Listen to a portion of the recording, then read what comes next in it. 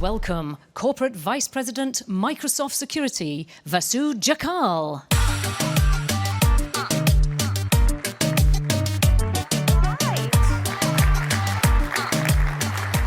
Well, good afternoon, everyone, and thank you for joining us at Ignite. We're super grateful that you've chosen us on your security journey and your AI journey. And this very special event, you're going to hear a lot about this age of AI. And what does it mean to do security in the age of AI? But I thought that before we get into it, we would take a step back in time and discuss why really security is important for us. Because it's not just now. So let's look at technology and how technology has evolved. Technology has always been about the application of science to do human good, to advance our society forward, to create inventors, and many of the comforts, like the internet, or the phone, or the PC that we're used to today, are as a result of technology. But there's always been that underbelly of the society which has looked to exploit technology in ways for their own malicious intent. And one of my favorite examples of this is the printing press. Yes, the printing press. Johannes Gutenberg invented the first movable type of printing press in 1440, and it changed the world. It spurred this economy of creators, of writers and readers and publishers. 3,600 pages of content were printed every single day. Never before had that happened.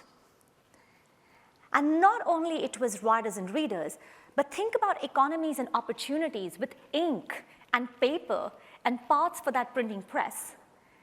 And while that was such a massive step forward for our human development and the GDP and economic opportunities, there were also those who exploited the printing press and who used it for counterfeit. Money, bonds, forged documents. That was the cybercrime of that era. Move forward to the 20th century. The personal computer rocked our world, where everyone could now be an entrepreneur. Many, many, many inventors, including the founders of Microsoft, had the mission of putting a PC on every desk and in every home. But while they were doing that, there were bad actors, the threat actors of today, who exploited that and created digital crime, further spurred by the internet and mobile phones and cryptocurrencies.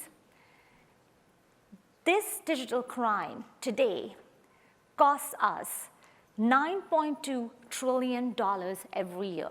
That's going to go up to more than 13 trillion.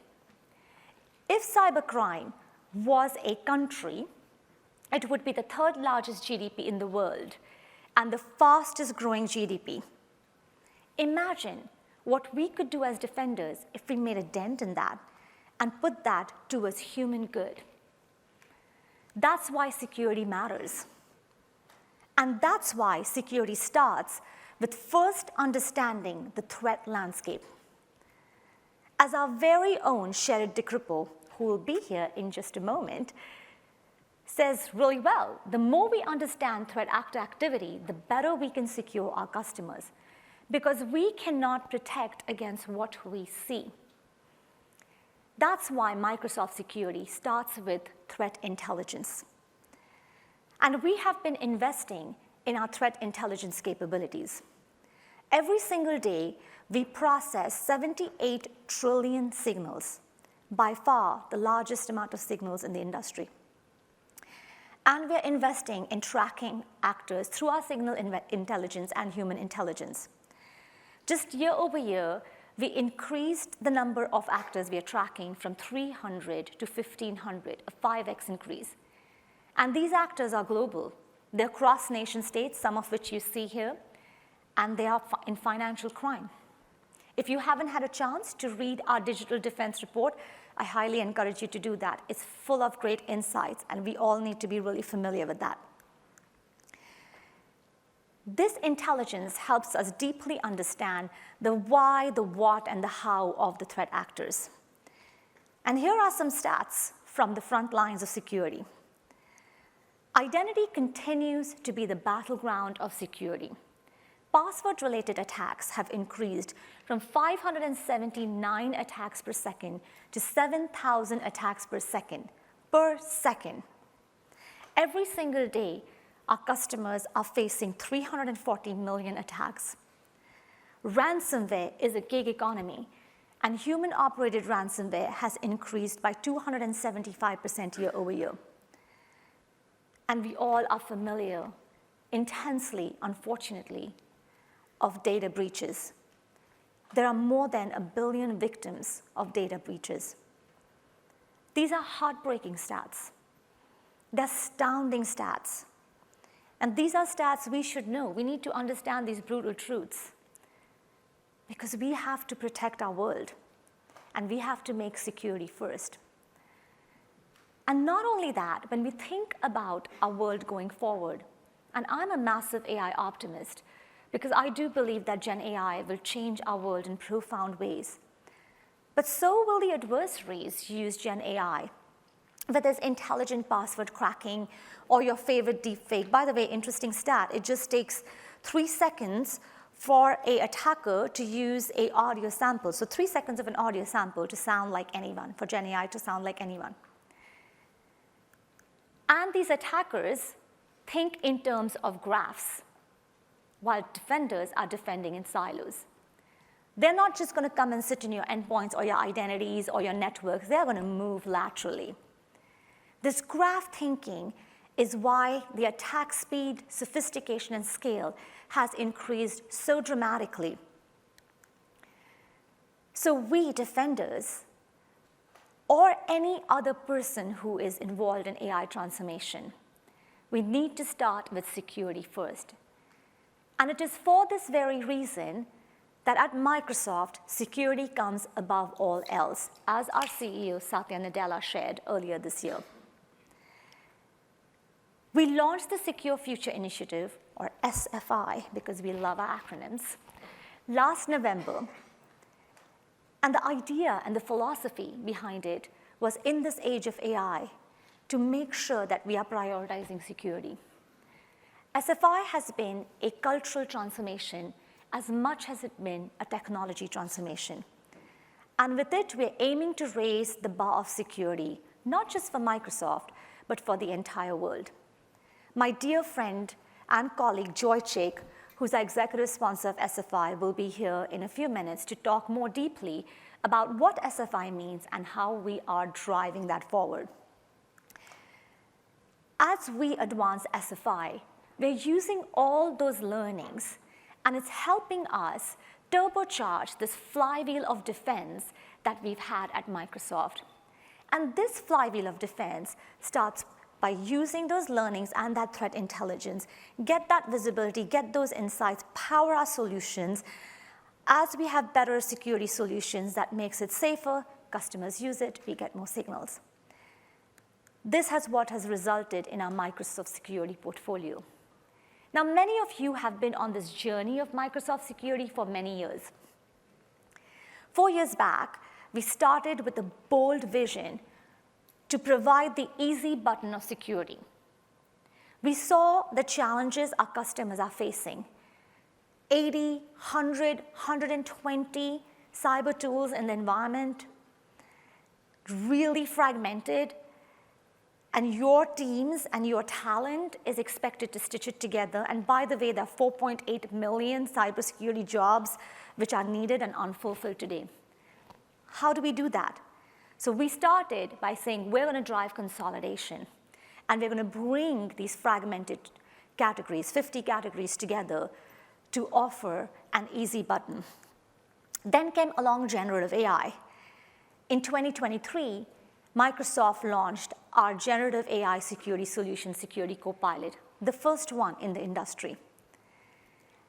And as we look forward, with all of these learnings from our Secure Future initiative, the graph-enabled capabilities that we are developing, which helps us look end to end, we are building the AI-first end-to-end security platform, which brings together not just Microsoft tools, but also brings our third-party ecosystem tools. We have many, many partners who are already on this journey with us to provide comprehensive security. We're grateful to them because, after all, security is a team sport, and it takes an awesome village. And we have an amazing village. So as I come to my close today, I'll leave you with a term that I hold near and dear to my heart, and it's called Kaizen. It's a Japanese term which stands for change for the better or continuous improvement. It's a philosophy that is deeply ingrained in Microsoft and something that we are embracing for our Secure Future initiative. And this continuous improvement is so critical for security. It starts with ourselves, but more importantly, it starts with us together, because together is always better, and together is how we get safer. Thank you so much again for joining us, and I look forward to seeing you across Ignite. Hello, everyone. It's great to see you here. So, who loves the threat landscape? Everyone's supposed to raise their hand when I say that. I love the threat landscape because it gives us insights into what threat actors are actually doing. Do you ever think about the people that are actually doing all of those hacks and threats, those things that you're supposed to be protecting your organizations from? That's what I work on, and I wanted to talk to you a little bit about what threat actors do. You're probably aware of the headlines. Has anyone ever read a headline about a hack, a threat actor, an attack? They're pretty prevalent these days. It's significantly increased over the past year. We're seeing increased activity both from state-sponsored espionage actors as well as crimeware financially motivated actors. And at Microsoft, one of the things that we do in Microsoft Threat Intelligence is track what those threat actors are doing so that we can put that insight back into the product and protect the global footprint better and better every day. Has anyone in here heard of Octotempest, Scattered Spider, UNC 3944? That's one of the actors that we track. That's a ransomware actor, and they're very prevalent. They've changed the game when it comes to ransomware. They're really, really different. We'll learn a little bit more about them later, but threat actors like that are emerging and using new capabilities that we haven't seen before in combination to really wreak havoc on some of the global footprint. So we've got more threat actors, more complicated attack chains. Has anyone ever heard of alert fatigue? Does anyone have alert fatigue? Just general fatigue? So that's really important when it comes to defenders. We have to make sure that all of you in this room, all of the defenders, have the tools that they need.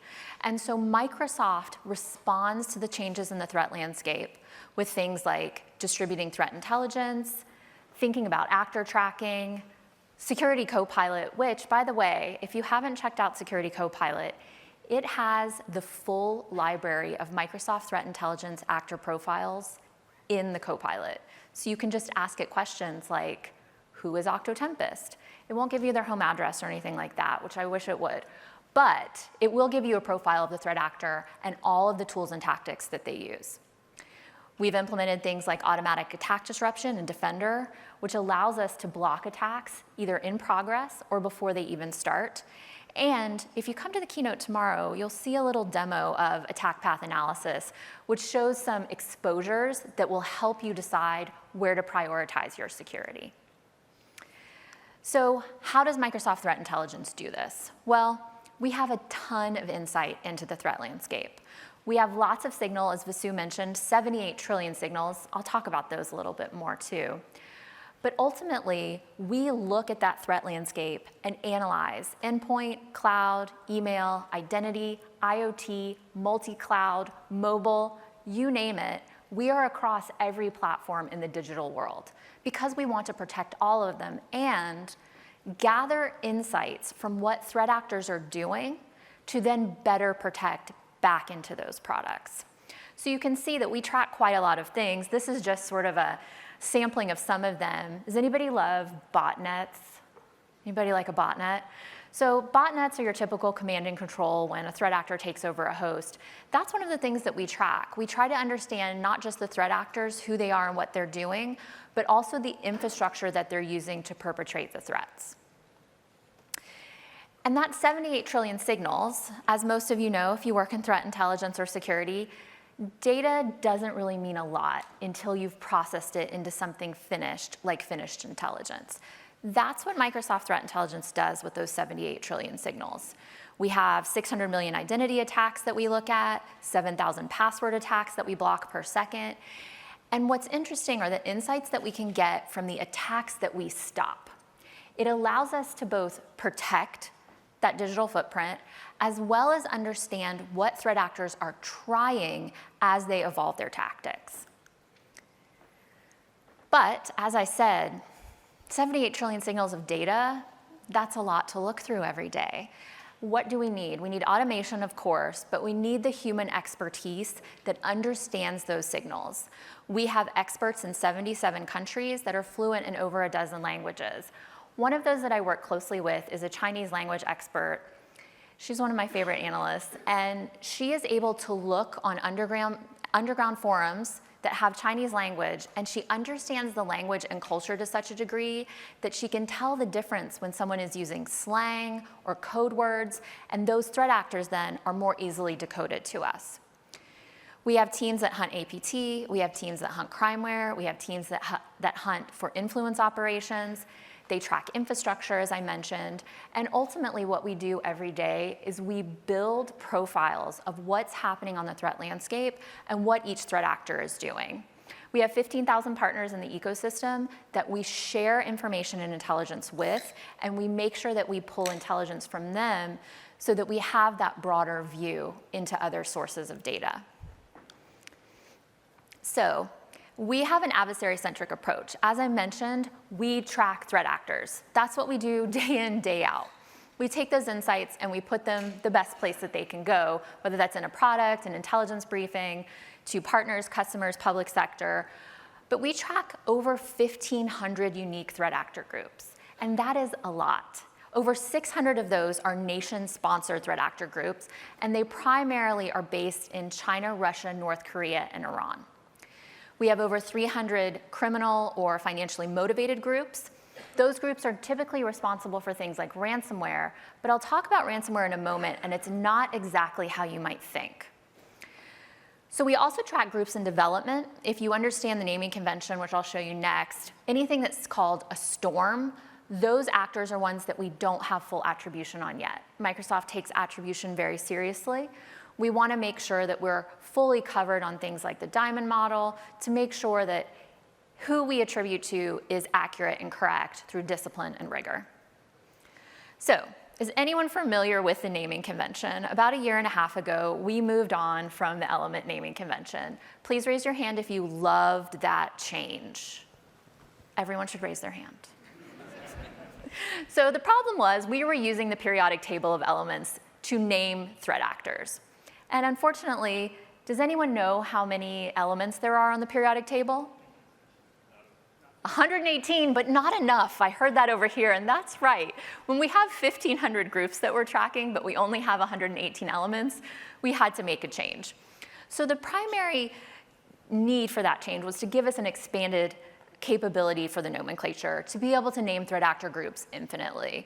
China, Iran, North Korea, and Russia tend to be the highest activity groups, which is Typhoon, Sandstorm, Sleet, and Blizzard, and then Tempest, which is my personal favorite part of the threat landscape, which is crime. If something's in development, then it's Storm. If it's influence operations, Flood, and PSOA, or private sector offensive actors, often sometimes called cyber mercenaries, those are called tsunamis. So you might be familiar with this, and really the thing that's most important to understand here is that we have a massive pool of experts doing threat intelligence day in, day out at Microsoft. But what this tells us is that they take the threat intelligence that they discover, they understand what threat actors are doing, and they put those insights back into protections. So it's this feedback loop of protect and inform,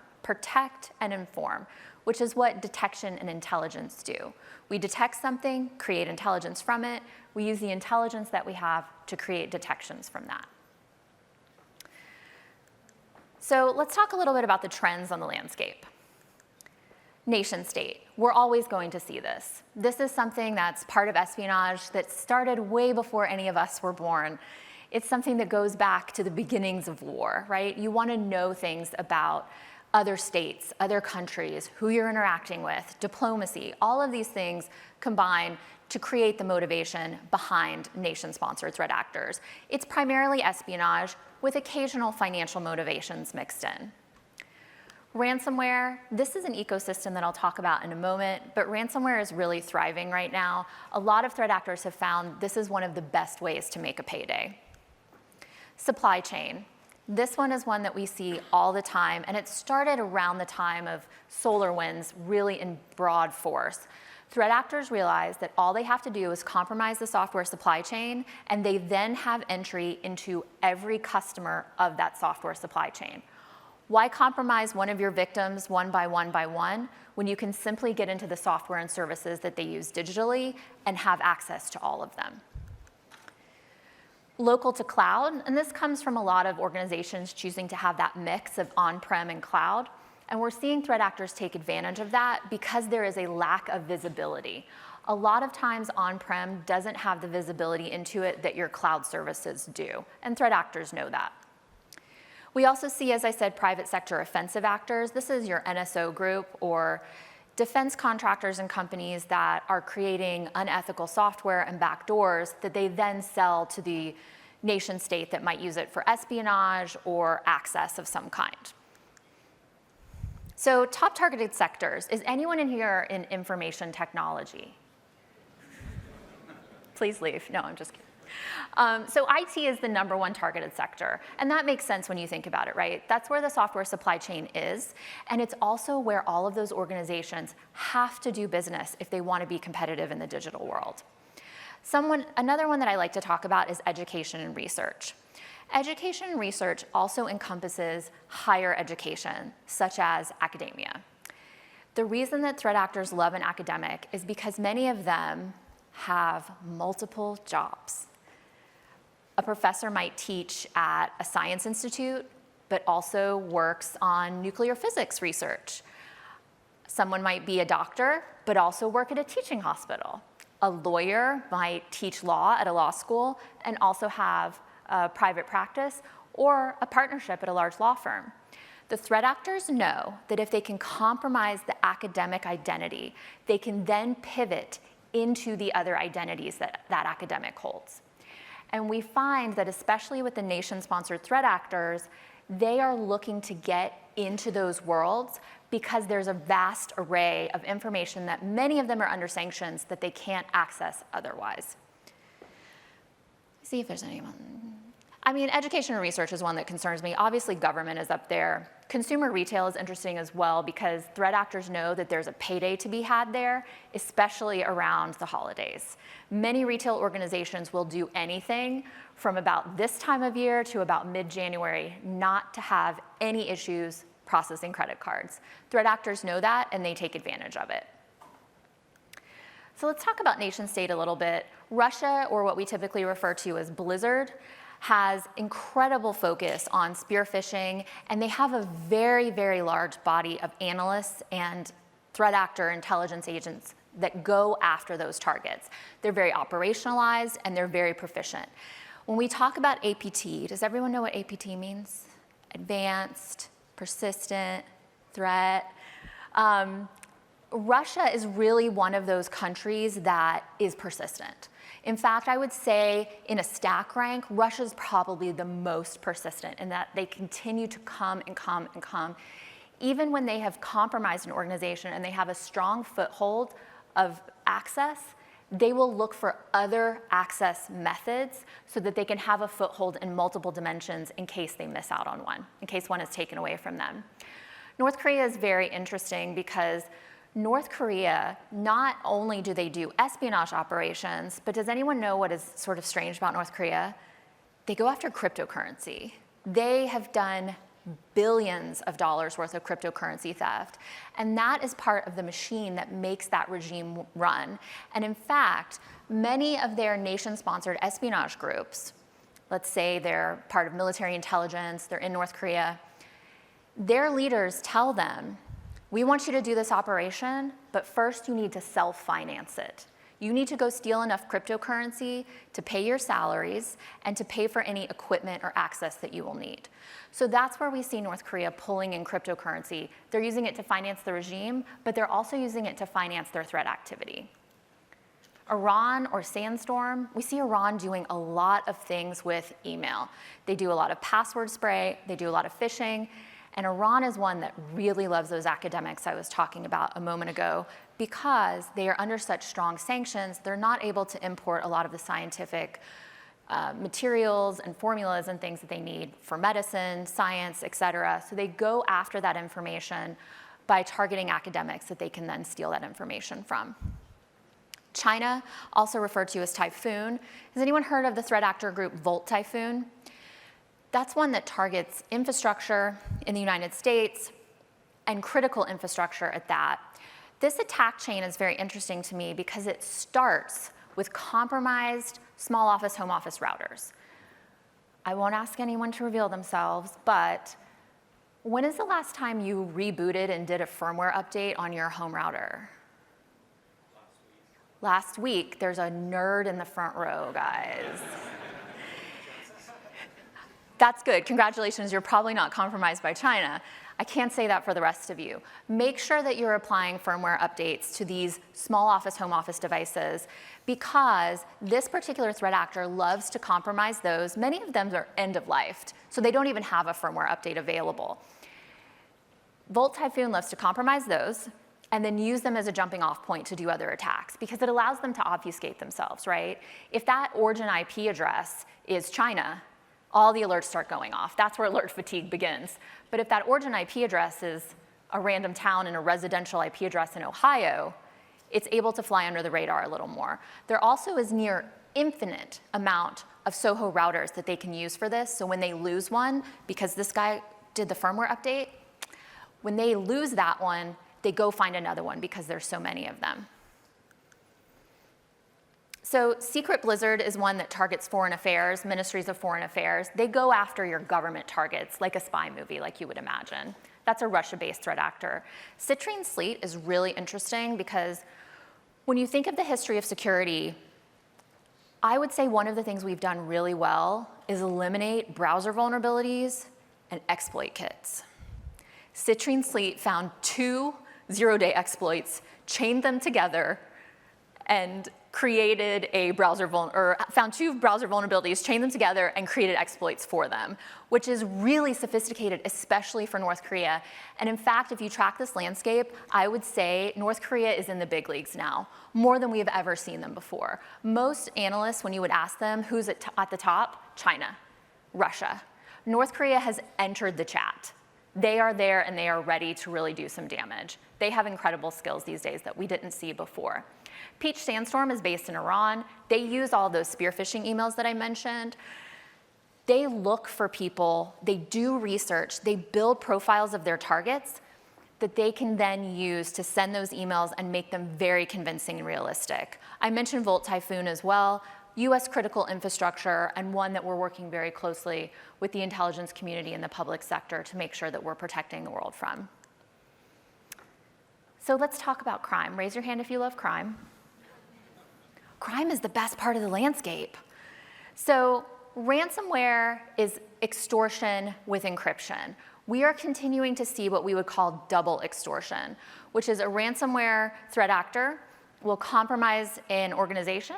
They will encrypt the files, shut the organization down, and they will say, the ransom's $1 million, and you can get back up and running, you can get your files unencrypted. But we've also downloaded all of your files, and you can pay us $2 million and we won't release them. What if they say, then you need to pay us $3 million and we won't go through them and find incriminating, embarrassing information and sell it to the underground? They're able to do these levels of extortion beyond just encrypting the files. Ransomware as a service has become the norm. Ransomware as a service is operationalized, it's criminally organized in a way that we really don't see.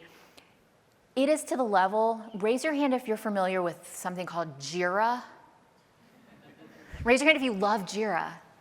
Oh, ouch. Atlassian, anybody in here? So these threat actors are using Jira. They are building software for ransomware using ticketing and agile development. They have stand-ups.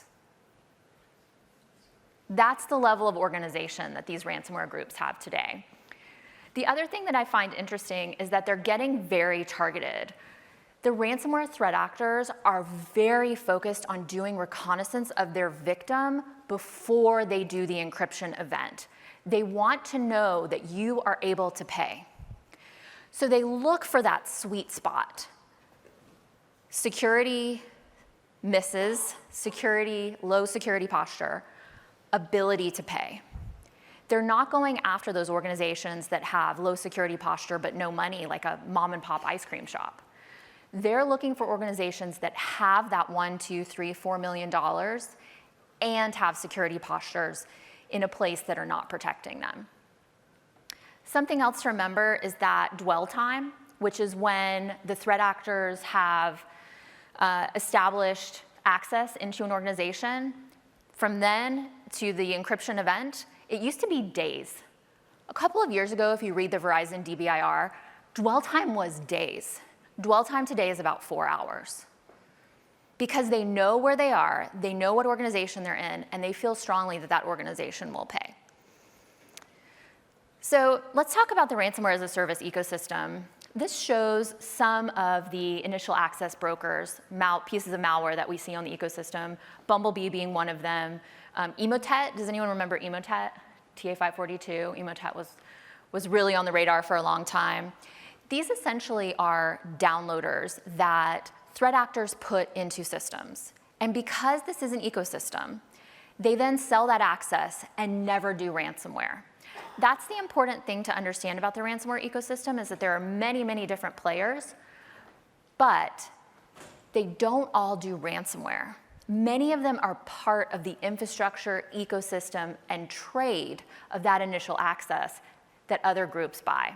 One of them is Storm 1101.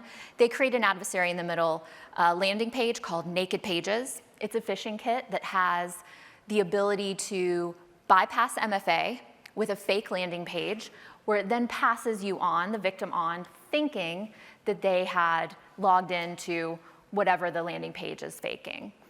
They take all of those username and password credential pairs and they sell them on the black market. They make the landing page and they sell the landing page. So all this threat actor is actually doing is creating these landing pages, but they are part of the ransomware ecosystem and they have incredible customer service. They will give you a discount if you're a loyal customer. They send out marketing emails to their existing customers. When they raise their prices, they have loyalty specials and discounts. Again, this is what that ecosystem means. It's not just threat actors doing encryption. It's this entire body of other threat actors that support the infrastructure, the sending, the capability, and the initial access, all as part of an ecosystem. So, does anyone have any money? So we find for sale things like 0 days, $5,000 to $350,000 if you want to buy a 0 day on the black market, remote access Trojans, under $2,000. I mean, that's pocket change for most of us in here, right? Exploit kits, you can get them for $80. You can get DDoS if you want to just knock somebody offline for a while. And you might think, well, I don't know how you make money doing DDoS. You do threats to take down an organization if they don't pay you, and then you DDoS them for a few hours, and they say, wow, this person must be serious. But again, these are all services that are outsourced. These are things that threat actors can go purchase off of the market. Another one that I like is ransomware. Ransomware as a service is interesting because they start at a low introductory price, and then you need to pay a percentage of what that ransom is. So there really is this element of operationalizing this crime. It is so organized, and the financials are so tightly monitored and understood that these threat actors are making money hand over fist. Compromised accounts, 150 for 400 million, 97 cents for 1,000. These prices are very, very affordable. So let's talk about ransomware a little bit more. Vanilla Tempest is a threat actor group that uses Inc. ransomware. They tend to go after hospitals and healthcare organizations, and they use double extortion too. We've found them in a variety of healthcare organizations. In fact, in a recent report that we released, 389 healthcare institutions in the US were hit by ransomware in 2024, and this data is from last month. So we still have some things on the horizon ahead of us in 2024 where we need to protect the healthcare industry from things like these ransomware threats. These are some of the threat actor groups that we see doing a lot of ransomware in healthcare. Lace Tempest, they use the ransomware as a service model. Cadenza does that DDoS extortion that I talked about. And Vanilla Tempest, which has been active for a few years now, uses specialized ransomware that is specifically targeted to healthcare organizations. We found that when a hospital is under ransomware, that other hospitals in the surrounding area experience higher cardiac incidents, experience higher incidents of stroke, and tend to have higher arrivals of ambulances because they have to take on the burden of that hospital that's under ransomware. So it really is a community ecosystem problem. Even when other hospitals are not under ransomware, they experience negative effects. We see social engineering used frequently. How many phishing emails do you think Microsoft blocks per week? Does anybody want to guess? A million? A billion? Anybody else? 4 or 5? 710 million, so you were the closest. And that's important information that we use to do threat intelligence with. These threat actors leverage urgency, emotion, and habit. I urge you to, every time you read an email, look for those 3 things, and if it targets all 3 of those checkboxes, you're probably looking at a phishing email. Would you like to look at a phishing email with me now? This claims to be from a law firm in New York. My name is Vincent Capucci. I'm a senior partner. Your spouse has contracted me to prepare the divorce papers. Here's the first draft. Please contact me. And that link leads to a compromised content management system. Raise your hand if you would click on this. Raise your hand if you know someone who would click on this. Thank you. You're all very, very smart. No one in here would do that, but you probably know someone who would. And sometimes I'll get people who come up to me and say, I would never click that. I would never be tempted. And the 2 names that I say to them are Brad and Angelina. Do you know how many magazines were sold off of Brad and Angelina's divorce? People are interested. You might say you're not interested, but your workforce, your users, your community, they will click on things like this if we don't block them from the inbox. So let's talk quickly about AI. We've tracked threat actors from Russia, China, North Korea, and Iran leveraging AI for research, looking at satellite communications, determining their targets and victims that they're going to attack, understanding language, understanding colloquialisms, understanding vernacular of a region. And we continue to see threat actors leveraging AI in ways that you and I might leverage AI, but they're leveraging it for malicious purposes. In response to that, Microsoft has a deep commitment to responsible AI. Part of that is the AI Red Team, which we have a lot of content about the AI Red Team, and they are fascinating. They get to play with the AI technology and try to break it. They get to leverage it to try to get it to do things it's not supposed to do. It is absolutely fascinating work, and I encourage you to check out some of the content that we have on the AI Red Team at Microsoft. We also have the Microsoft AI Bug Bounty Program. I urge you to go to the keynote tomorrow. We have a little bit more information about that. You can get up to $15,000 for finding a bug in a Microsoft AI product and reporting it through the bounty program. If you've never done a bug bounty before, has anyone ever done bug bounty looking for vulns before? A couple people? If you've never done bug bounty, this is the easiest way to start. Start looking for bugs in AI. You can make a little bit of cash on the reward. We're also very focused on using AI to defend. looking at making things easier, scalable, and faster. And that's one of the best uses of AI, is defending at speed and scale. So if you enjoyed this content, please do check out the Microsoft Threat Intelligence podcast, where we go through all of these threat actor stories every week. And if you'd like to read some of those reports, check out Microsoft.com/Security Insider. Thank you for coming. Hello, good afternoon, everyone, and welcome to our session. So I'm Joy Chick. I lead the Identity Network Access, or the Entra products. I'm also the executive sponsor for the Secure Future Initiative. So Vasu talked about earlier, we launched SFI, Secure Future Initiative, last November. So I'm here today to kind of walk you through what have we done, and then we have a deeper conversation with Ann Johnson and Nancy Munir later. As you know, Sherry just talked about the threat landscape. And we know that threat landscape has really been escalating over the last many, many years, especially by nation states. Through the learnings, especially through Storm 0558, as well as Midnight Blizzard, it has taught us, we always prioritize security at Microsoft, especially leading the identity workload.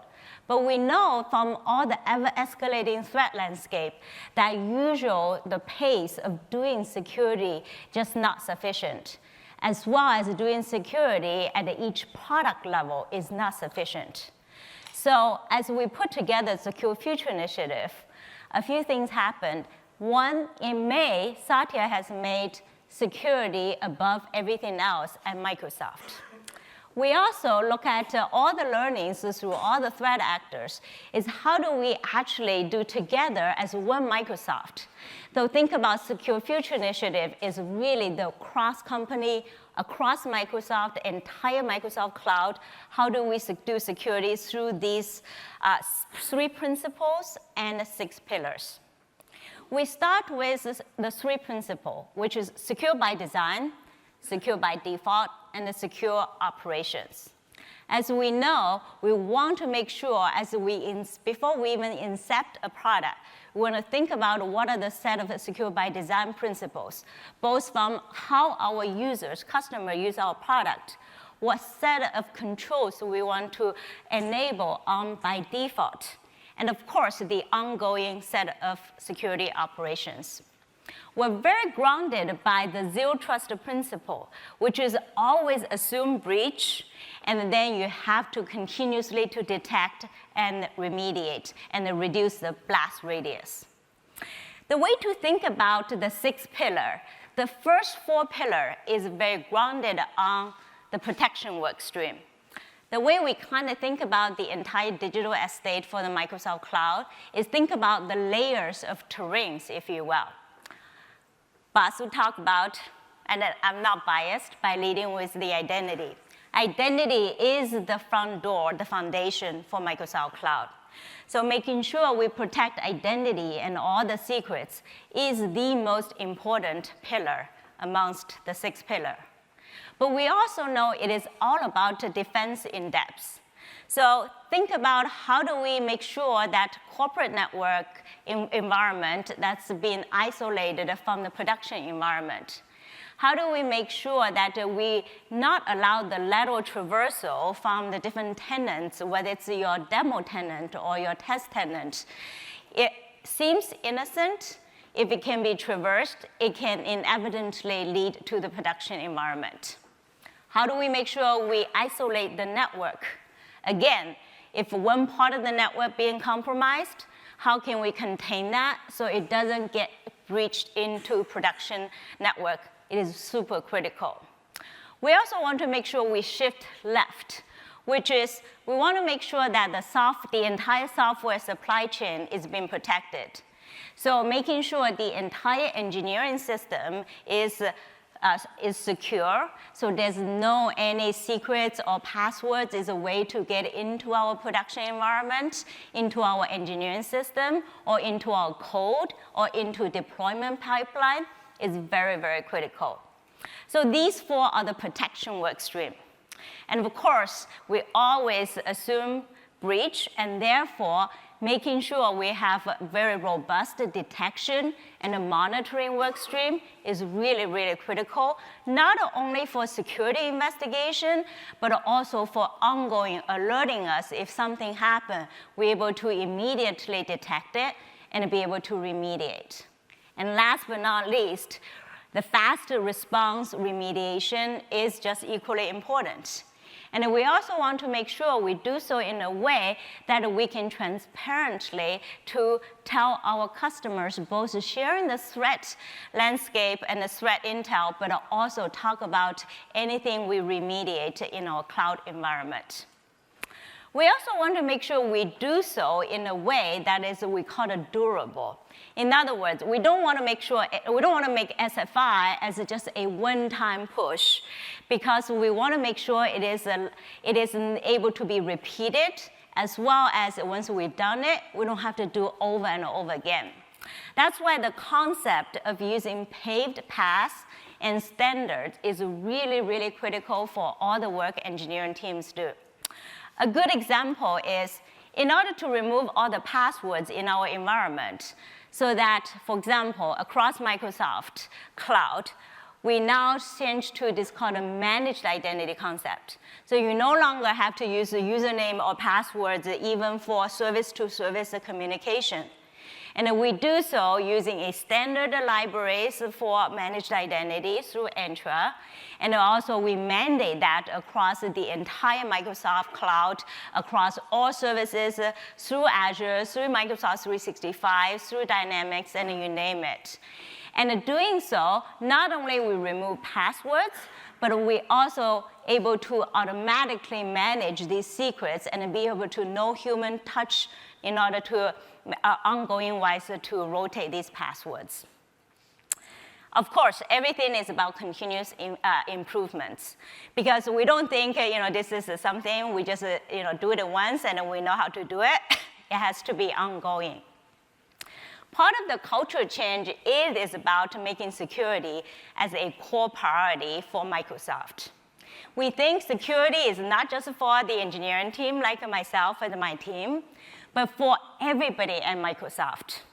Because we think security is a team sport, and that every one of us have a role to play in security. And last but not least, we also don't think engineering teams should self-grade our security SFI work. So we established under the CISO, we established a set of deputy CISO as a console. It represents the horizontal functions across Microsoft, but it also represents the product engineering leaders deep into each of the product. Together, they're able to really assess the risks across Microsoft. And by working with engineering team, we can together both to reduce the top risks across the Microsoft Cloud, but also they help to validate the work we do. So this is an overview of what Secure Future Initiative. We released our first progress report in September. We talked about a lot of the progress we have made. And what we got feedback is all of you want to hear equally is what are the things we do that we can share with all of you. So we very much look forward to release the updated report tomorrow to talk about a lot of the learnings and sharing some of the best practices that we learned so far. Hello, everybody. Good afternoon. My name is Rudy Mitra. I'm the Corporate Vice President of Purview Engineering. And you've had an amazing set of insights through this session. What I'm here to talk about is how we implemented many of the insights that you heard about at Microsoft, and how have we made this sort of practically operational with our SOC teams to defend Microsoft. So as you can imagine, Microsoft is one of the most complex organizations to defend, just given the breadth of customers we service, but also the variety of businesses we're in. There's a lot of turf to cover. And of course, the zero trust methodology has been key to our strategy. And SFI, which you heard about from Joy, has been our prioritization approach that we overlay on top of zero trust. By providing visibility into all of our assets And our signals, which are critical for the zero trust approach, we look at a governance and threat protection approach across all layers of our digital fabric. And of course, as you would expect, the security solutions that we build at Microsoft are key to protecting Microsoft. To give you an idea of the scale of the estate that I'm talking about, we defend 1 million devices every single day. That includes endpoints, servers, and other headless systems. Our SOC team ingests 225 terabytes of data to reason over as part of defending Microsoft. And there are over 700,000 SharePoint sites where there is data that has to be defended every day. It's enormous. So how do we go about doing this? Well, to make it very tangible in terms of our approach, let me take 2 examples that we'll work through. I'll walk you through Microsoft Purview, which is the product the team and I build every day. And then I'll invite my good friend Irina on stage, who'll talk about how we use Entra to protect Microsoft. So, as I said, a lot of estate to cover, a lot of data to cover. And Microsoft Purview provides an integrated set of solutions across data loss prevention, insider risk for behavioral analytics, and of course, information protection for sensitive data detection, classification, and protection to provide this protection. By combining these 3 as part of a suite, you get to discover hidden risks that are within your data estate, which for many of you is equally large and complicated. You get to create effective data protection policies to make sure that you can start to defend that data and prevent new sensitive data from getting in. And then, of course, you need to respond and remediate from the SOC when data security incidents are found. So that all sounds good in theory. How does this work? Let's talk about this in terms of credentials. You heard a lot about how the threat actors operate. You heard about what they're trying to get after. You bet they're trying to find credentials in your estates, because once that foothold is established, it's the doorway to everything else in your estate. And this is what we found as part of our SFI operations over the last year. So as part of discovering hidden risks, you can scan your data estate to find credentials with information protection. This will be scanning across your emails, your documents, team chats, and even structured data, so that you can start to reason over what you need to defend. Then in terms of preventing data loss of those credentials, once they're found, you can use Purview DLP, and we use Purview DLP, to make sure that credentials are not egressed out of emails, documents, Teams chats, endpoint devices, SQL databases, Fabric stores, and much, much more. Each of those is a vector of attack for credentials. And then finally, with the power of Security Copilot and combined with data security posture management in Purview, you can actually start to get proactive about what are the causes for those risks getting into your estate. You can start to reason over which users are the ones uploading credentials into SharePoint sites, or maybe sending them across email, so that maybe there's targeted training that needs to be done, more strict policies that need to be applied, and so on and so forth. This has been our journey over the last year. And so you may say, okay, that reasons, I can see how Microsoft Purview can help with that. But so how have we done? Like, what are the stats behind this? This is pretty staggering, sobering stuff to work through. 3.7 million emails were found. And of course, you heard Anne talk about, this is 50 years of work across the company.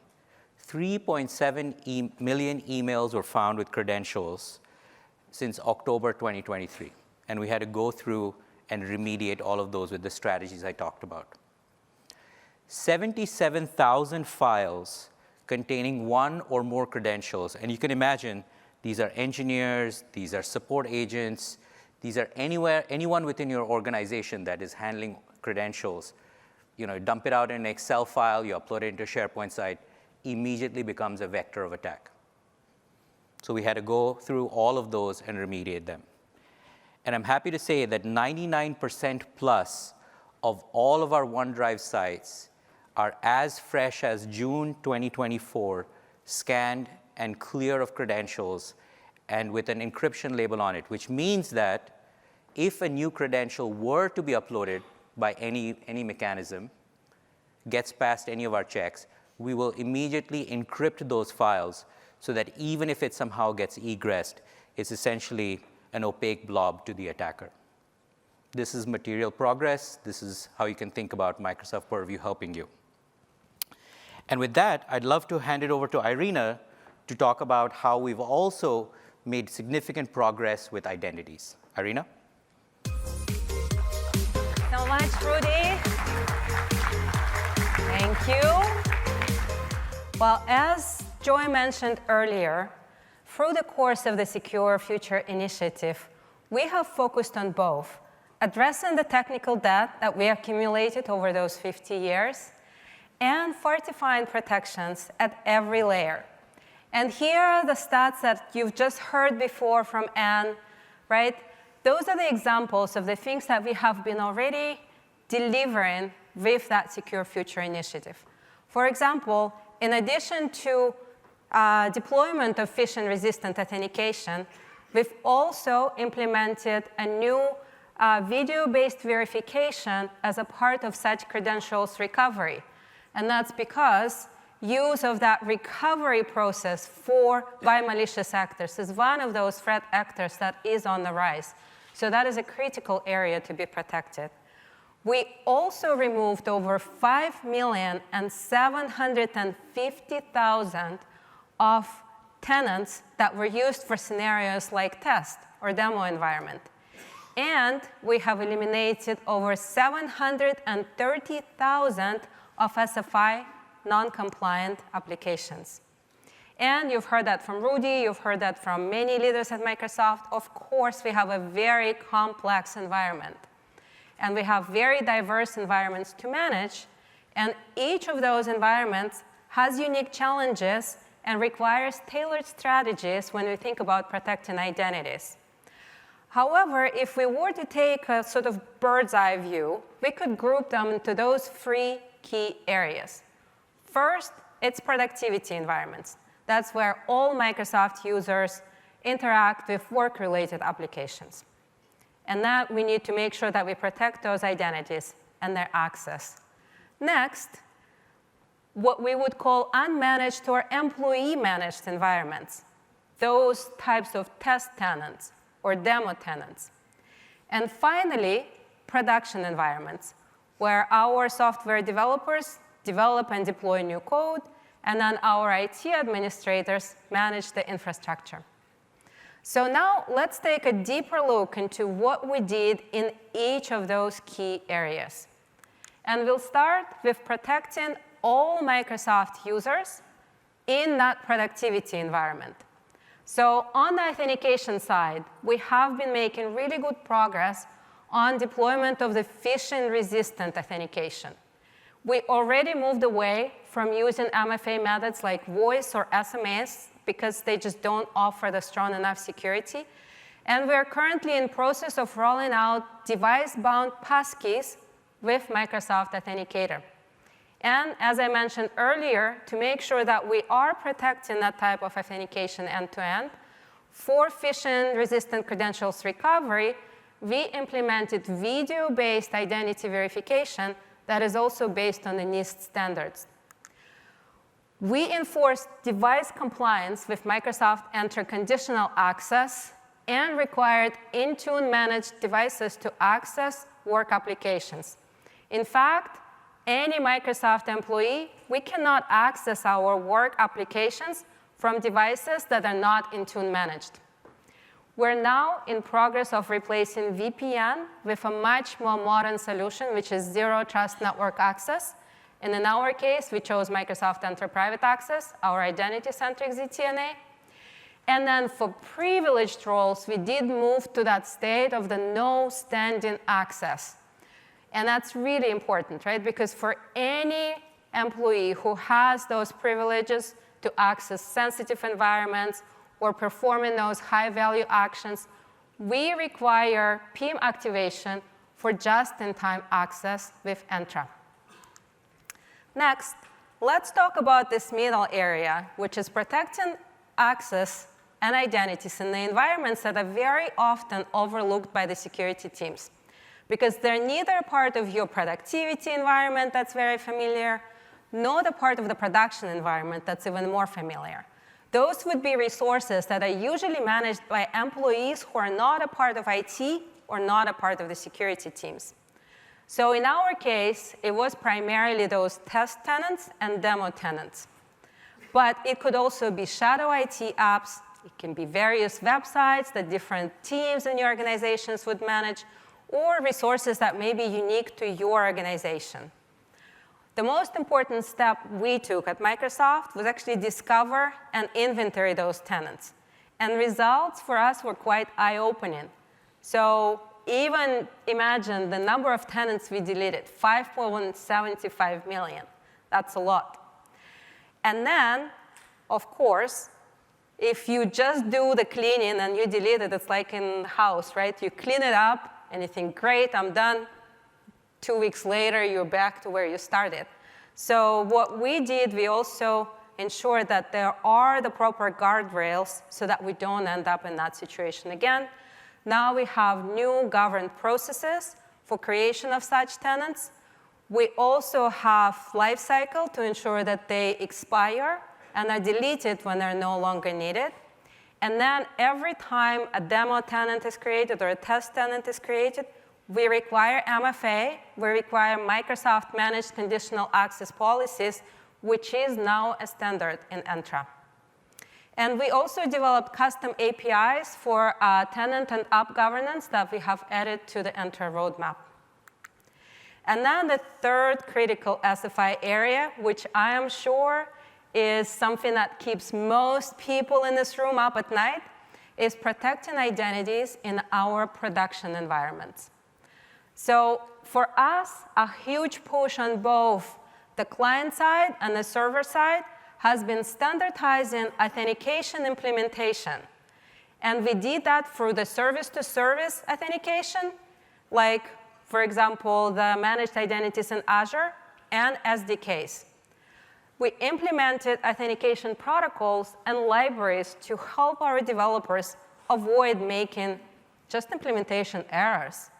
Specifically, we have already completed the implementation of Microsoft Authentication Libraries, or MSAL, for core Office applications across all platforms, so iOS, Windows, Linux, macOS.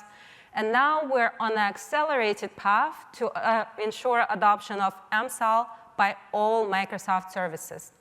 So today, over 73% of Microsoft Entra ID tokens that are issued to Microsoft applications are using one standard implementation. So this was just a quick overview of how we're using Microsoft Purview, Microsoft Entra, and Microsoft Intune for protecting Microsoft. And ultimately, all those measures advance our own zero trust strategy that we see as the industry standard.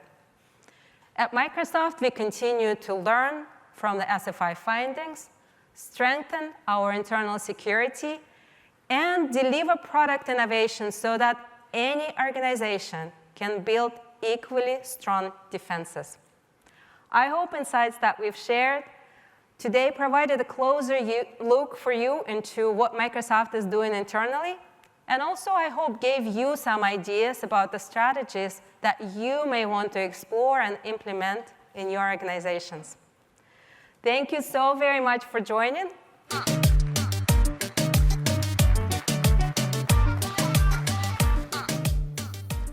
Hi, good afternoon, everybody. It's really great to see all of you here today. I'm Michal. I'm the CTO of the Security Division. I love my job because I'm passionate about cybersecurity. And we are going to talk today about the AI transformation, specifically how to make it safe and trusted. Because I believe the AI revolution is going to make the world a much better place, but security and trust is a key factor in this revolution. So, during my lifetime, I experienced many technological revolutions.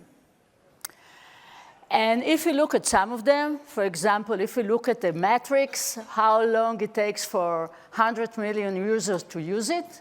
So let's look at the internet, for example. It took 7 years. Therefore, I was so excited in the beginning of 2023, almost 2 years ago, when to use 100 million users to use ChatGPT, it took less than 2 months. And I have a confession to make.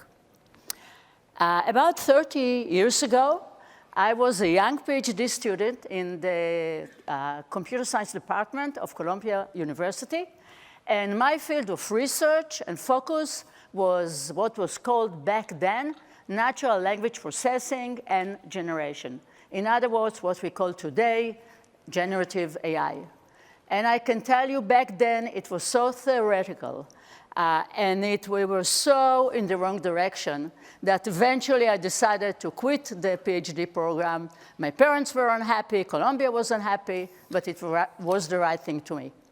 Therefore, 30 years later, when generative AI becomes such a prevalent thing, so that everybody is using that. For me, it's a great closure. And I get now to really combine my two passions, generative AI and cybersecurity.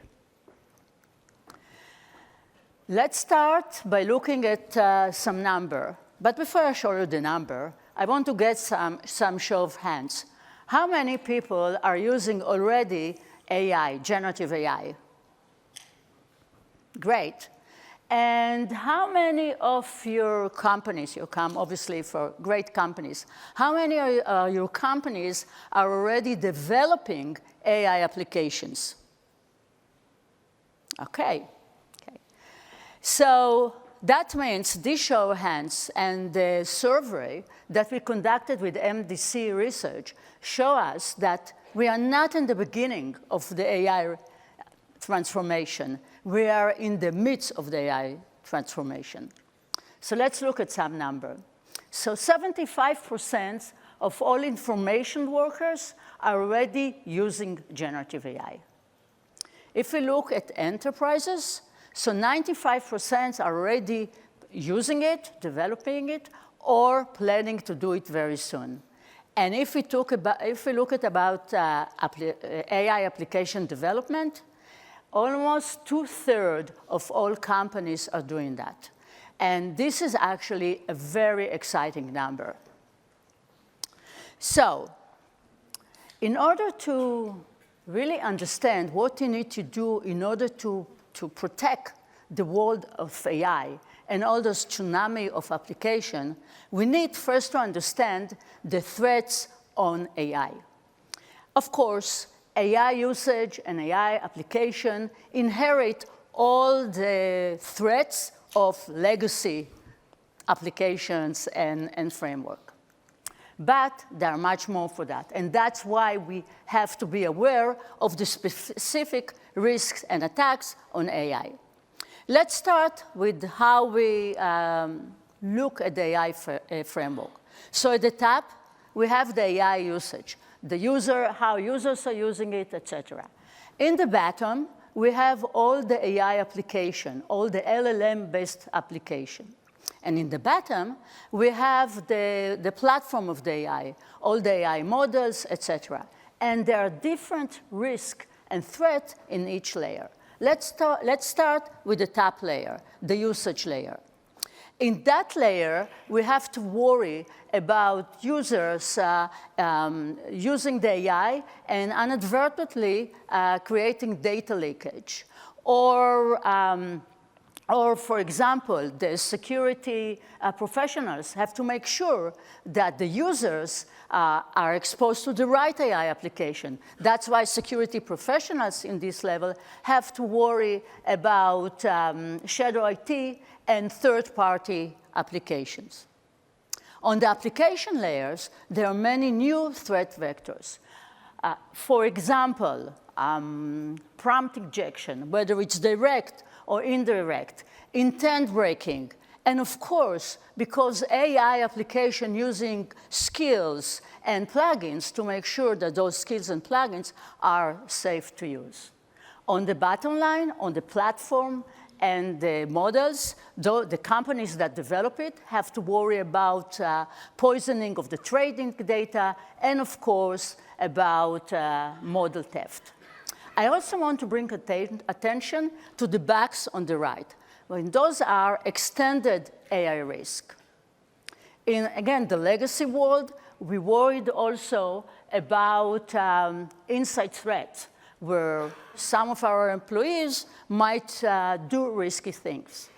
In the world of AI, because we have intelligence entities inside of our organization, we have to worry about risks from AI application that are behave not in the way that we expected them to behave.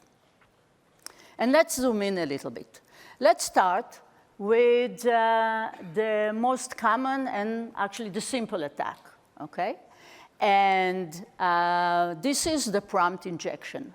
There is direct prompt injection, which implies to the user prompt, or there is indirect prompt injection, which means that the prompt injections happen to the data that the AI application consume, to the auxiliary data, etc. And there is an interesting prompt injection, direct prompt injection, that I would like to explore together with you. In AI, especially in the generic AI application, there are a lot of guardrails that were put against bad use. What do I mean? For example, you cannot get information how to create a bomb, or how to kill someone, or how to commit suicide.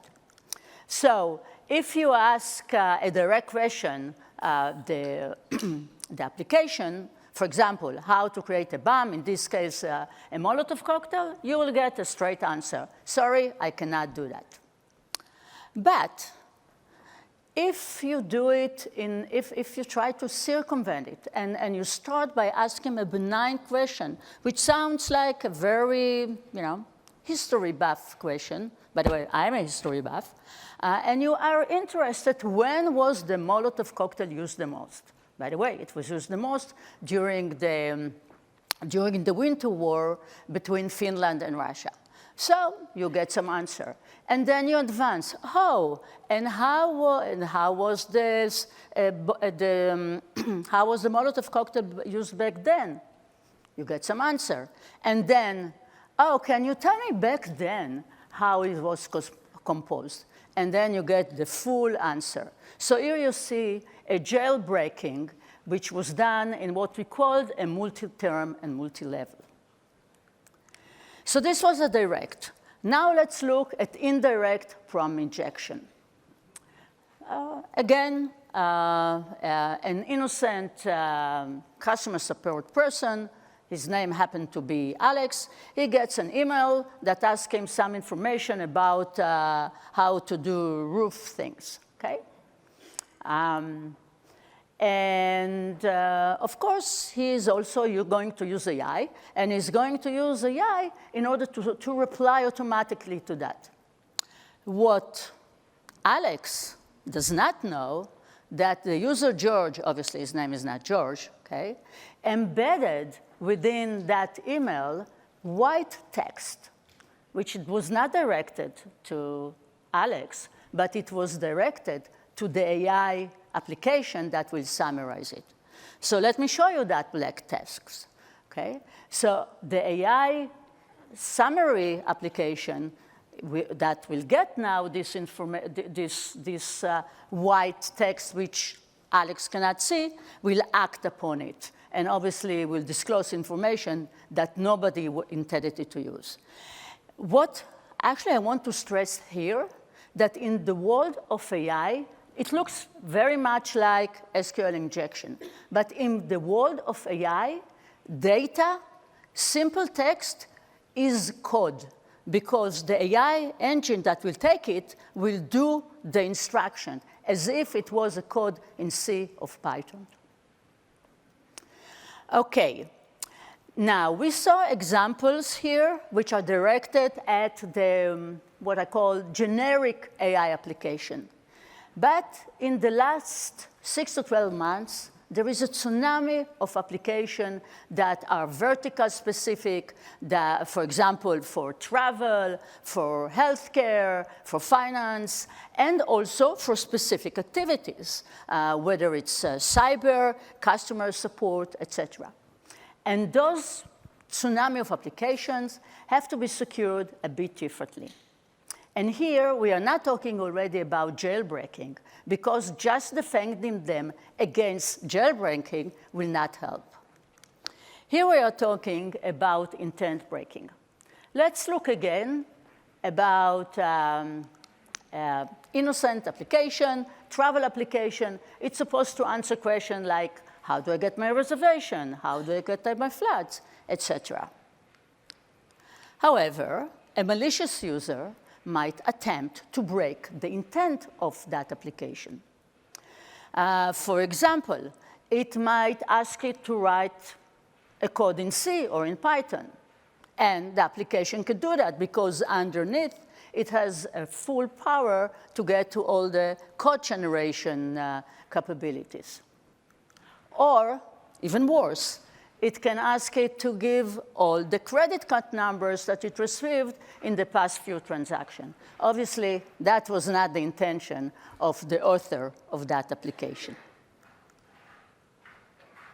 So, in order to make sure, and I'm a pessimist, and I love AI, and I think AI will make the world a much, much better place, but we have to make sure that we secure our AI usage and AI application. Security first, exactly like Joy talked before, that's what we believe in Microsoft. So the defenders, all of us in Microsoft and all of you in this room, are the ones that are going to enable the AI transformation and revolution to be successful. You are the yes. And let's see how you can do that. And we are together with you in this journey.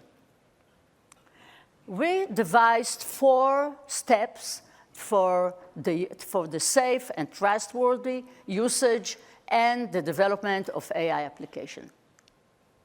The first one, you need a dedicated security team to secure AI, because it requires a lot of expertise. It's not just another security job. As a matter of fact, in the survey that we conducted, 80% already said that they are going to, or that are already having such specialized team, or they are going to plan to have it soon. And the median size of that team is 24 people.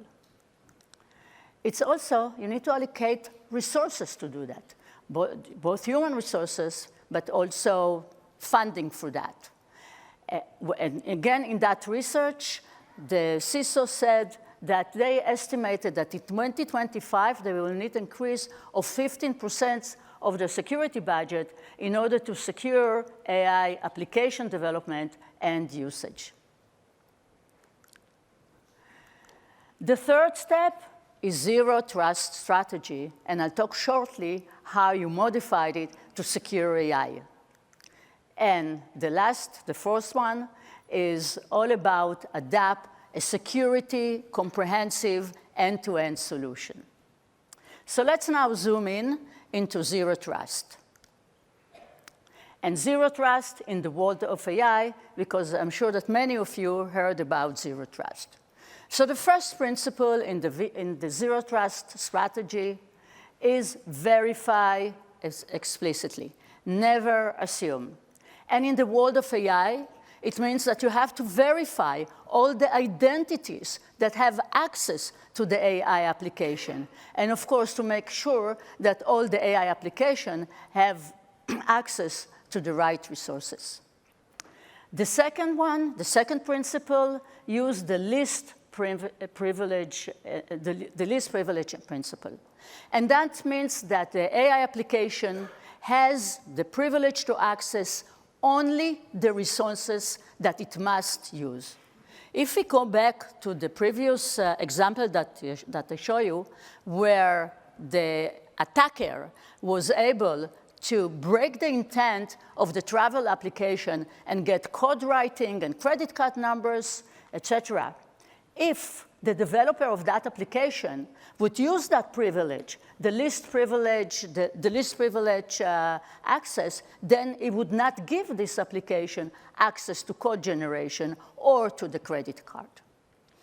The last principle in Zero Trust is assume breach. No matter how well everybody will do their job, breach happens. Therefore, you always need to assume that breach is about to happen, that the next user is going to attempt to do prompt injection, indirect prompt injection, intent breaking, and whatever have you.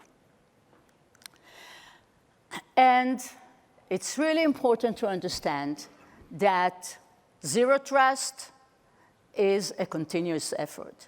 Not only a continuous effort, it's a combination of shift left, where the developers have to put the right controls and the right mechanism to avoid abuse. But the SecOps, the security teams, have to work together with the developers and to make sure that during runtime, they give all the protection. And it's a continuous effort. Security is always a teamwork, but with securing AI, it's even more so. So let's go back to the fourth step, which is definitely last but not least, if not the most important step. Make sure that you have a comprehensive and end-to-end security solution to protect your AI environment and AI application development. The first step, the first component is prepare.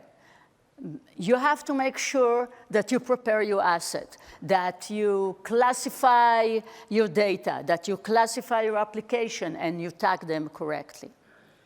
Then you have to discover, but because what you don't know about, you cannot protect. So discover all the applications that are used in your organization, whether they are developed in-house or third-party and shadow IT, and of course, discover the risks that they bring. The third step is protect. Make sure that you have all the needed tools in order to do runtime monitoring and protect the environment and the application. And never forget compliance, whether it's the EU, whether it's the US Presidential Act, etc. Govern and protect and compliance. And as a matter of fact, all those components has to work together in unison in order to make sure that you create a safe AI environment, whether it's application or usage.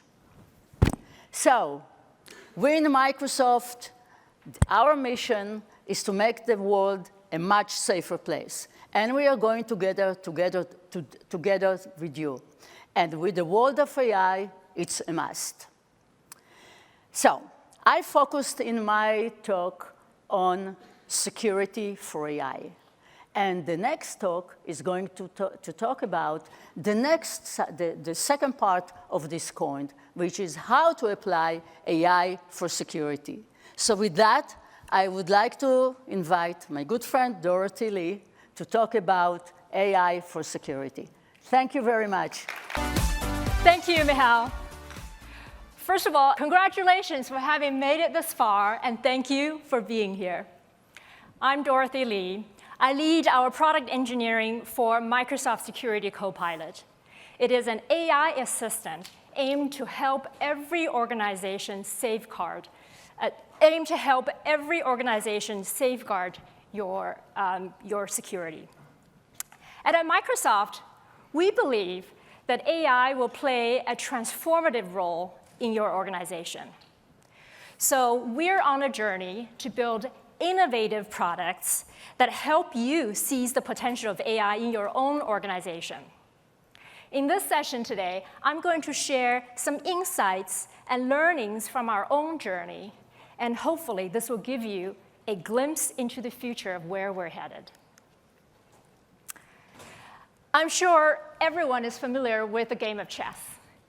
It is a game that demands focus, precision, and emotional control. And it's a high-stakes battle of the mind where players must strategize and anticipate their opponent's move, often several steps ahead. And one of the early studies into chess was led by a Dutch grandmaster and psychologist called Adrian de Groot. He found an interesting insight. Grandmasters don't just think ahead. They also rely on an extensive memory of past games. So rather than just calculating every possible move, these masters recognize familiar board configurations, which allows them to quickly evaluate situations and anticipate their opponent's next move with remarkable accuracy.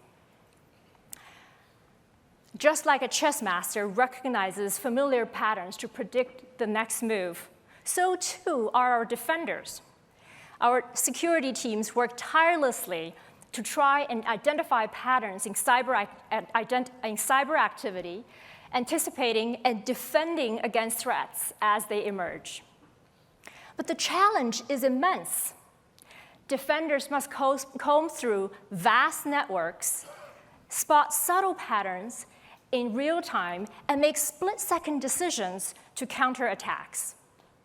They rely on insights from past attacks, anomalies in network traffic, and suspicious behaviors to make proactive moves in order to protect their organizations.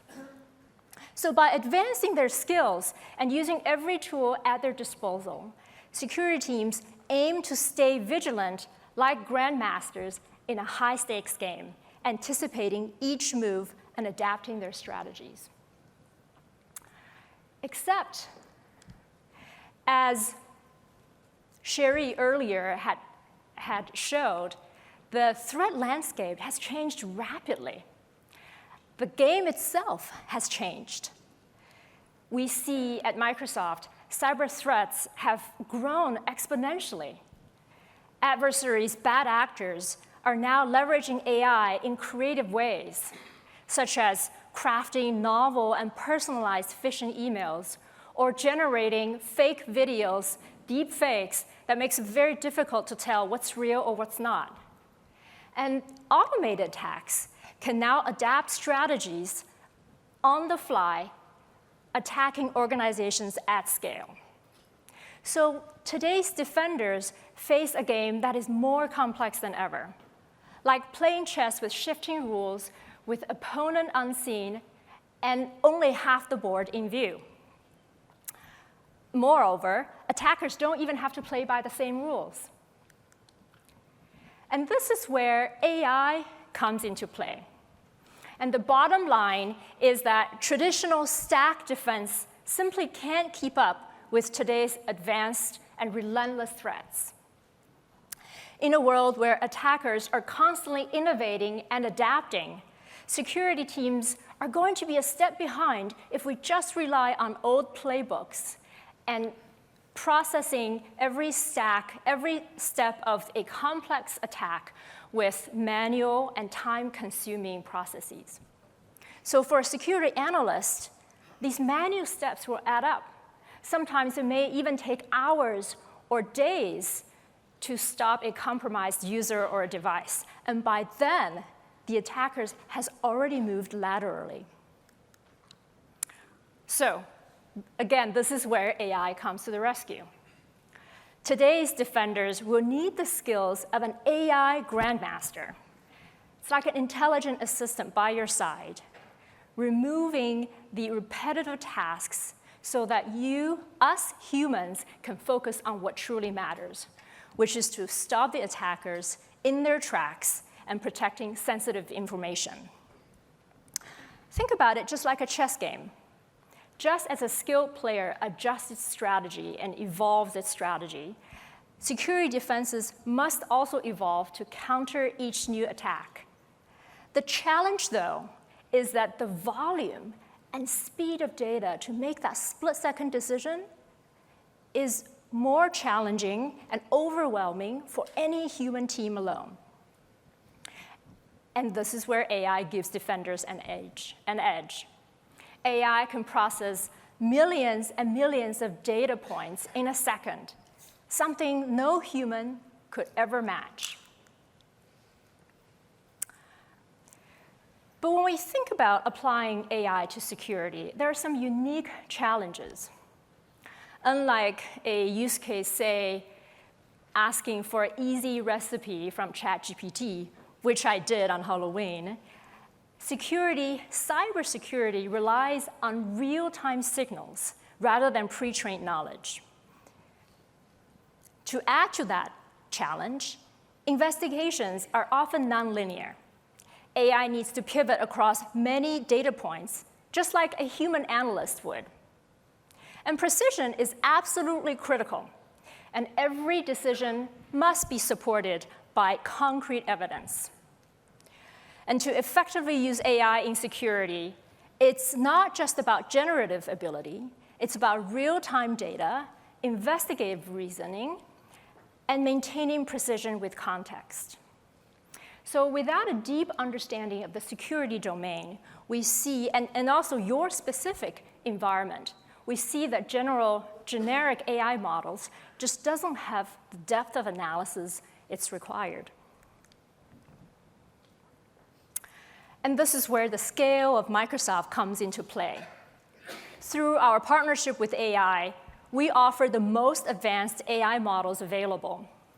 But it's not just about the AI model. What truly benefits our customers is this force multiplier effect of leveraging Microsoft's investments in security, our hyperscale infrastructure with state-of-the-art models, and enriched, informed every day by the trillions of signals, whether it's on-prem or in the cloud.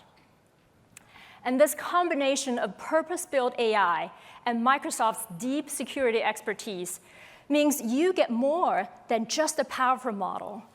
You get an entire AI platform solution tailored to your needs and your environment. Over the past year, since we launched Security Copilot, we have helped many organizations get an edge by adopting AI in security. And we've gained a lot of valuable insights from testing and getting feedback from customers. So I wanted to share 3 key themes that we have learned from our customers to deliver the most value for users. First, and this may seem obvious, that we must drive efficiency through automation. Natural language automation is transforming security operations.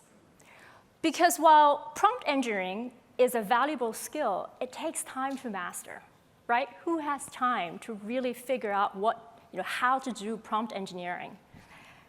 So we have built these pre-built prompt books. Think about them as a series of collections of prompts, just like playbooks. And teams can now quickly automate without having to need coding skills.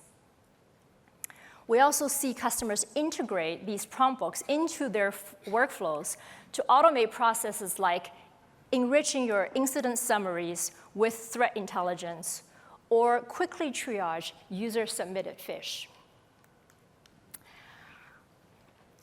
Next, AI can really empower and upskill your teams. The shortage of security experts is a well-known change. And I think I read that there is globally over 4 million shortage of professionals. And AI is a game changer for upskilling junior members of your team. I was chatting with Emily, who heads up SOC for Oregon State University. And she was telling me that on her team, she hires students as SOC analysts. And students have this habit of graduating from school. So she has to hire them every year. And Security Copilot has made a real difference in her analysts, these student analysts, to be able to get up to speed and get running fast. And by the way, Emily will be on stage with me tomorrow during our Security Copilot session, and you should come and see her discuss her use case. I really loved hearing her story. It's a clear example of how AI can bridge the skill gap and accelerate development for security and IT professionals. And last but not least, AI is transforming all security roles, not just in operations, right? We initially focused on SOC, but we've now seen a broad range of applications from data security, governance, to IT, identity, cloud, and network. And CISOs and CIOs all could use AI to help with their daily tasks. Whether it's asking questions in natural language, or improve data security posture, or troubleshoot IT policies, or understanding DLP policies, AI is making complex work simpler. And the key is to stay in the flow. And that's why we're focused on building AI right at your fingertips. And so we've built this flexibility into our tools where users can tap into Copilot directly within their tools, whether it's Defender XDR, Purview, Entra, or Intune, as well as still providing the option of a consolidated end-to-end experience in a standalone portal. But this is really just the beginning. What's next? We believe to stay ahead of opponents, the future of security will evolve from today's assistive AI we see to anonymous AI that doesn't just respond to incidents, to continuously learn and adapt and augment human capabilities. From reactive, static security that are triggered by incidents to proactive systems that are dynamic and adaptable and can strategize and do its own planning. And from knowledge-based systems to action-based ones that can respond on your behalf, working in real time and reducing the burden of our already overworked security teams. And so, I encourage you to embrace your own inner chess master. And the strategic thinking required in chess mirrors the challenges of modern security. Just as a chess player must anticipate their opponent's moves, security teams must also continuously leverage AI to stay ahead of evolving threats. However, unlike chess, where there's a clear winner and an end game, security is an infinite game. The key is to stay in the flow, to keep playing, adapting, innovating, and evolving to maintain resilience. By embracing AI-driven solutions, we can make our organizations more efficient, accelerate response times, and proactively mitigate risks. And this journey requires focus, precision, and commitment. So to prepare for this shift, I recommend focusing on 3 essential areas. First, you've got to establish AI literacy. Previously, I talked about prompt engineering. It is a real essential skill if you want to get more out of the AI model. So prepare your organization for this skill. Second, bake AI into your security objectives. So for example, if your goal is to improve efficiency through your junior analyst, put that into your goal.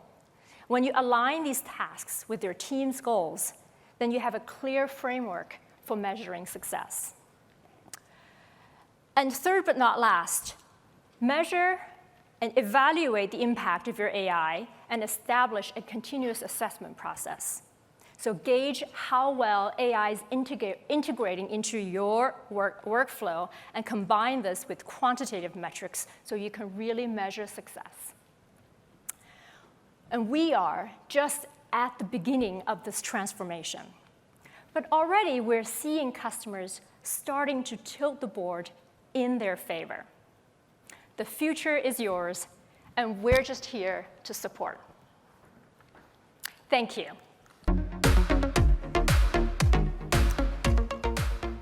Well, good afternoon, everyone. I really appreciate you coming here to hear a little bit about the work that we're doing in applied research. Big thanks to Dorothy for the introduction. So I'm Alexander Stoyanovich. I run our applied AI research teams, which we sometimes kind of jokingly refer to as like Q section, if you're a James Bond film fan. We get to work and develop a lot of very interesting technologies. The context for that, though, is really helping enable human beings to really win the battle of cybercrime and deal with, frankly, a lot of the issues that arise from just simply the scale of attacks, their sophistication, their subtlety.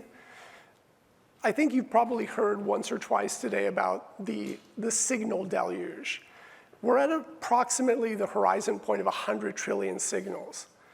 Trying to build systems that can reason over, learn from, and adapt to that scale of information would have been unthinkable 5 years ago. 100 trillion signals is only the next horizon point for us.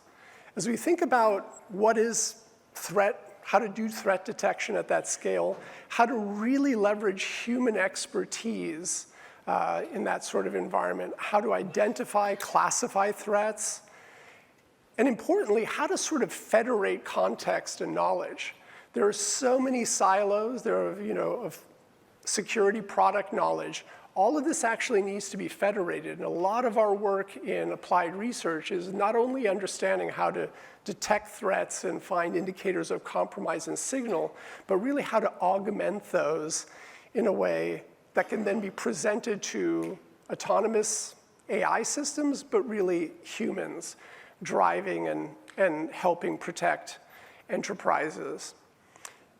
I sort of view our big top-level challenges. How do we incept, build, expose, and also explain how these sophisticated AI systems work? And that's traditionally been one of the challenges of machine learning and AI. They seem to work very well, but they sometimes have a certain black box quality to them. So how do we sort of expose the insights in the right way that drive trust and actionability at the scale that we actually have to deal with? Security professionals today, for instance, in a SOC, are drowning in incident triage. If 75% of your workday, for instance, were spent just simply triaging an inbox to figure out what's actually a true positive, what's actually a true attack, as opposed to a false positive, you would very quickly realize that your entire day is spent basically figuring out what you should be doing. Add on top of that the challenge that the quality of signal and identification is relatively low. So user-submitted incidents almost always turn out to be false positives. In other words, the time spent by a security professional in trying to deal with them is really time not exceptionally well spent. So to what extent can new precision security domain refined small language and large language models be used to sort of like help dampen down that false signal? And ultimately, and I think Dorothy touched on this point exceptionally well, how do we use AI and machine learning and automation and autonomics to deal with this human expertise surfeit? In other words, when you're missing 4 million cybersecurity trained professionals today, how do you basically make up for that? And how do you deal with that moving forward in the future? So this animates a lot of the work that we do in my labs. If we step back for a second, and certainly this is the perspective that we take, we see sort of three broad categories of challenges that we have to deal with in applied research. One is really the cyber industry threats that are coming. As people actually not only begin to embrace AI for defense, our enemies are actually embracing AI to build sophisticated attacks. And they can hide those attacks over long periods of time with very subtle mechanisms, and they can basically hide them in broad daylight in the 100 plus, soon 500 trillion plus signals. They can generate AI-based attacks that operate at such speeds that we can barely register them as human beings. There's also, frankly, today a sort of lack of AI skills, and this is something that we also sort of very directly work about in our work. There's a lack of confidence in the AI models, like what is the ground truth of these models? Many general purpose language models that I'm certain most of the audience is familiar with don't necessarily translate very well to the security domain. So how do we actually make them SOC appropriate? Finally, how do we monitor AI systems? That in and of itself is a unique challenge that my labs actually spend a great deal of time working. How do you observe? How do you apply the right metrics? And how do you then recommend the right things to teams to adjust their systems to get more optimal safety and trust out of them? Finally, and this is perhaps one of the most technical aspects, is how do we actually deal with the evolution of models? How do we detect their drift and biases?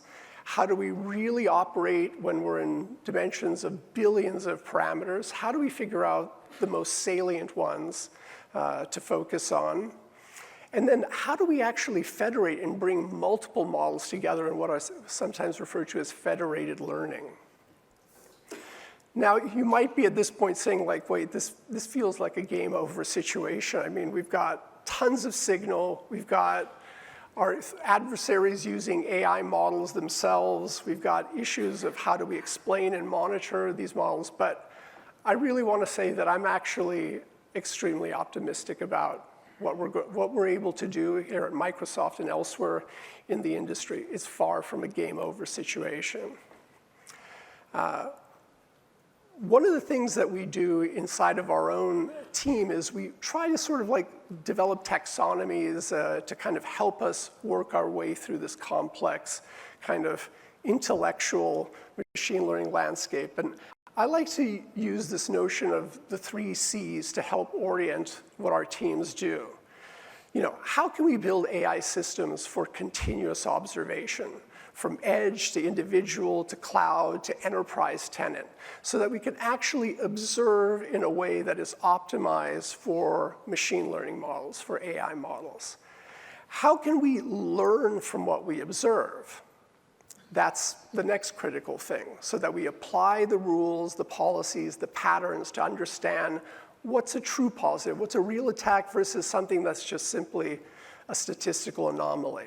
And then perhaps most importantly, and one of the most exciting and groundbreaking areas of the work we do in my labs, is that we invest in significant work in adaptive systems, using advances in deep reinforcement learning, federated learning, to actually tune and adjust systems in real time to make them more efficient, more scalable, more accurate, and more trustworthy. And we see this set of initiatives and research programs in this broader, threat landscape that's continuously evolving and only getting more complex. We're nowhere close to the end of the complexity curve. My teams have been working, decades in developing AI and machine learning. And it seems somewhat strange to talk about the pre-2017 era as the past, but I sort of view it as the sort of neoclassical era of machine learning. You built models, you trained them offline, you did large-scale kind of batch training. There was a lot of manual pattern identification and tweaking and tuning by human beings. the models themselves would basically drift very quickly and had to be constantly taken offline. With 2017 and the emergence of generative AI and the transformer architectures, we're sort of in the sort of like the long present, which is the advent of large language models, retrieval augmented generation, where we can use the security knowledge we've federated to really amplify and boost the outputs of this new category of models to provide answers, recommendations, suggestions to people. We've also begun very seriously in our lab developing security knowledge graphs that can take threat intelligence from our first-party products, third-party products, fuse them together so that when people attempt to do search and try to gain better understanding of what the models are telling them, what the systems, they actually have a really integrated sense and context and knowledge in which to understand answers. This is the era of human-assisted machine learning, and this is what we're doing today. But we also are spending a huge amount of time in developing for the future.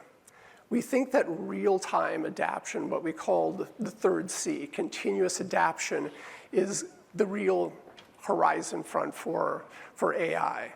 We also believe in fine-tuning language models really on the kinds of data that security professionals and systems deal with, security logs being just one example of them.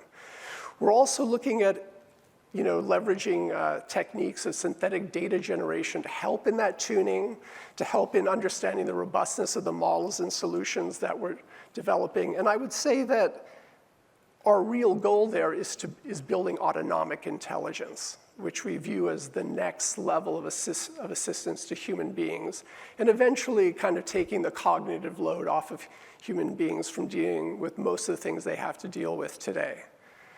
We have a very rich portfolio of what we're doing.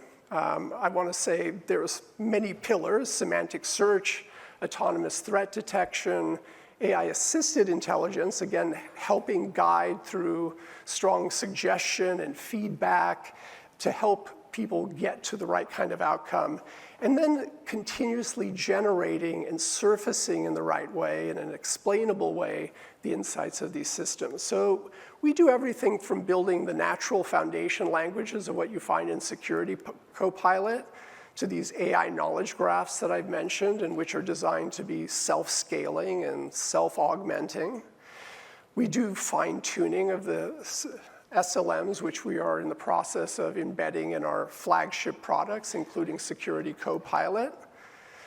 We're also building the first platform really designed for hyperscaler AI observation, analysis, and sort of like, metrics analysis. And all of this is in furtherance of building these autonomous agents that I've mentioned. Now, I've talked about AI autonomy, and that may sometimes feel a little bit abstract. And indeed, we had to sit down in our own lab and talk about how do we talk about autonomy? Well, we view that autonomy as a series of progressive levels of sophistication. At the very left, we have fully manual systems. And let's say that was the state of the industry 3-4 years ago. Literally, human expertise drove virtually everything. We had the neoclassical models, the pattern detectors, but human beings were really driving the protection of systems. Level 1, which is assistive agency and automation, are initiatives and kinds of agents that we're developing that some portions of that previously manual work can now be taken to AI-based systems. In fact, collections of these agents working together toward a common goal. And if you look across, and I won't read all of the different levels, what you see is a move from fully manual to sort of fully autonomous. Systems that in fact can be configured by stipulation, by goal, by declaration, and then can be trusted because we trust the foundations, the models, the observation, the explanation to really safeguard our systems. We call that level 4 autonomous intelligence. And we are Today, most of the focus is around level 1 and level 2, but that's already providing significant amounts of boosting. One simple example of this autonomous intelligence is what we call threat hunting. How can we take a well-trained security professional, pair them with a collection of autonomous agents, and really help discover, investigate, and respond to threats?